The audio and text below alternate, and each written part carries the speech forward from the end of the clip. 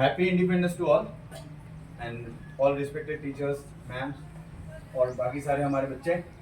Good morning. देखिए, इस दिन में मैं आपको ऐसे कोई भी घिसा पीटा स्पीच नहीं कहना चाहता, है ना. देश हमारा आज़ाद कैसे हुआ, क्या हुआ, वो कहीं ना कहीं हम जानते हैं बहुत अच्छी तरीके से. वैसे देश के आज़ाद के लिए जब भी हम बात करते हैं देश आज़ाद हुआ, हमें हमेशा 1947 ही याद आता है. हमें 1857 भी याद करना होगा. 1857 से हमारी ये नींव रख दी गई थी जब हमने देश के लिए आज़ादी के लिए सबसे पहली लड़ाई लड़ी थी. जब आपको सबको पता होगा उस समय बहुत सारे हीरो रहे जिनमें से हम मंगल पांडे जी को जानते हैं. और ऐसे बहुत सारे हीरो रहे जिन्होंने इसकी शुरुआत कर दी थी. कहीं ना कहीं देश के मन में एक बात आ चुकी थी कि हम आज़ादी के लिए लड़ भी सकते हैं, हमें सहना ज़रूरी नहीं है. इसी की शुरुआत वहाँ से होते हुए आगे हमारे बहुत सारे ऐसे लीडर्स और बहुत सारे ऐसे शूरवीर जिन्होंने हमारे देश की आज़ादी के लिए बहुत कुछ खोया और बहुत कुछ किया हमारे देश को आज़ाद करने के लिए. पर दिक्कत एक बात की है, देश तो आज़ाद हो गया 1947 में. प्रॉब्लम दिक्कत कहाँ आ रही है, हम आज़ाद हमारे मन से नहीं हो सकते. अभी तक भी हम मन से आज़ाद नहीं हो रहे. हमने ऐसी बहुत सारी चीज़ों को धारणा बना रखी है जिसके बंदिश में हम हैं.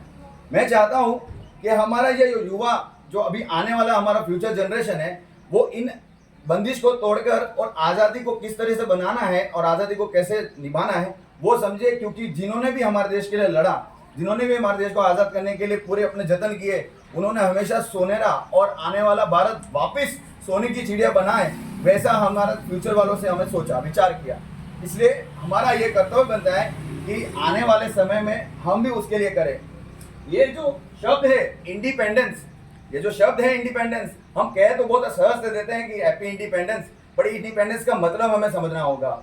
हमारा देश में हमारा जो कॉन्स्टिट्यूशन है, संविधान है, उसमें एक बात बोली गई है सॉवरेनिटी की. अगर थोड़ा कुछ हमें आइडिया हो, प्रियम्बल में लिखा है सॉवरेनिटी का मतलब समझिए आप. सॉवरेनियन शब्द का मतलब होता है सेल्फ डिपेंडेंसी, क्या सेल्फ रिलायंस. हम हमारे देश को हमारा सेल्फ डिपेंड करें, किसी और पर डिपेंड ना करें. और जब हमारा देश जब किसी के अंडर था तो हम किसी और पर डिपेंड करते थे. और यही सॉवरेनिटी को हम आज क्या है इतना सेलिब्रेट करते हैं, आने वाले समय में और सेलिब्रेट करेंगे. इसके लिए मैं आपको एक केस स्टडी बताना चाहूँगा कि हमारा देश आज कितना प्रगति और कितना प्रोग्रेस लेवल पर गया है.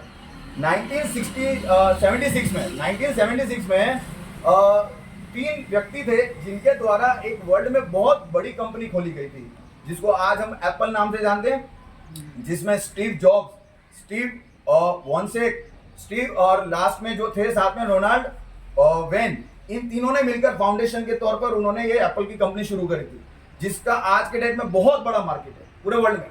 ठीक है. और उसके बाद जब धीरे धीरे आगे बढ़ता गया, ये कंपनी हर कंट्री में लगभग बड़े बड़े कंट्रियों में अपने अपने एक पूरा का पूरा टीम बिठाती है, एप्पल टीम बिठाती है.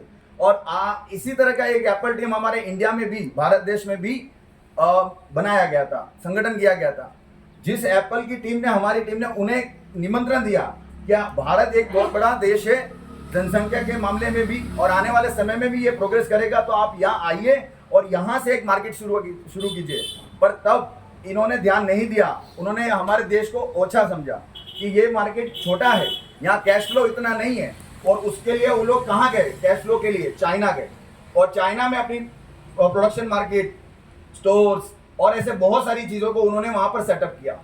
नो डाउट चाइना बहुत एक प्रोग्रेसिंग कंट्री है, बट अब हमारा देश अगर अब देखा जाए ना तो हम 10 से 15 साल कहीं ना कहीं चाइना से, अमेरिका से और भी बड़े कंट्रियों से पीछे हैं. पर ये पीछे होना हमारे लिए दुर्लभ नहीं है, हमारे लिए निर्बलता की बात नहीं है. मैं इसे कहता हूँ पॉजिटिव है. हम 10 साल 15 साल पीछे अगर उनसे प्रोग्रेस में, अगर डेवलपमेंट में, तो हम बहुत अच्छा है. क्यों? उन्होंने जो गलतियां करी इन 10-15 सालों में प्रोग्रेस करने में, या उन्होंने जिस तरीके की बहुत सारे मिस्टेक्स किए, वो मिस्टेक हम समझ सकते हैं और हम आने वाले टाइम पर उसको हम समझ के उसको रिपीट ना करें. इस बात को हमको सहूलियत मिल जाता है, बेनिफिट मिल जाता है. आज आप देखें तो 2023 में एप्पल को अपना आईफोन लॉन्च करना पड़ा, स्टोर लॉन्च करना पड़ा, हमारे देश में आना पड़ा, क्योंकि वो ग्रोथ उन्होंने देखा. क्योंकि उन्होंने सोच लिया चाइना +1 कंट्री चाहिए, उन्हें चाइना +1 कंट्री चाहिए. सोचिए वो कंट्री किसको चुना?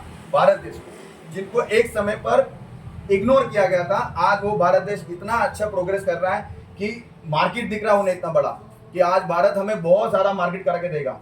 तो 50,000 करोड़ की कंपनी खड़ी हो गई भारत देश में, उसका मार्केट खड़ा हो गया। एक साल में 10 करोड़ का उसका प्रोग्रेस है हमारे भारत की तरफ से। ये कैसे पॉसिबल? क्योंकि हमने अट्रैक्ट किया। आने वाले जनरेशन, जो हमारा ये जो जनरेशन है वो अट्रैक्ट कर रहा है, आने वाला करेगा। ऐसे खूब कंट्रियां बेटी आने को, बस हमें इस इंडिपेंडेंस और उन्होंने जिन्होंने हमारे लिए जान निछावर करी है, उसके लिए हम इतना अगर आगे प्रोग्रेस करेंगे, मेहनत करेंगे ना, तो हमारा देश एक टाइम पे बहुत वापस सोने की चिड़िया बन जाएगा। बस मैं आपसे यही कहना चाहता हूं कि आपसे उम्मीदें बहुत हैं, हम सबसे बहुत उम्मीद है, हम आप मिलकर देश को और आगे बढ़ाएं।